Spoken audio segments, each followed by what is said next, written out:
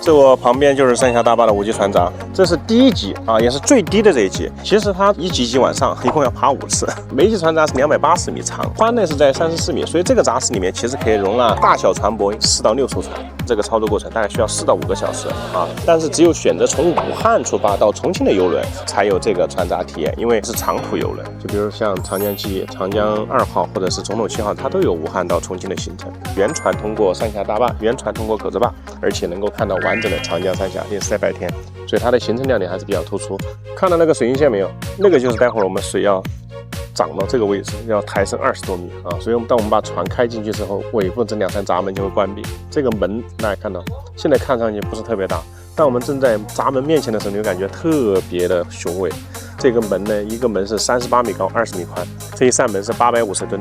然后这个闸门关闭之后呢，上游的水呢就直接流入到这个闸室，水往低处流啊，然后使水位抬升20多米，直接让这个船室的水位跟上一闸室的水位完全平衡之后，前方的闸门才会开启啊，这样子就水涨船就高，对吧？反复操作5次，我们就可以完整的穿越三峡大坝了。那有机会大家可以跟着我们的游轮，我带你感受一下我们的国之重器。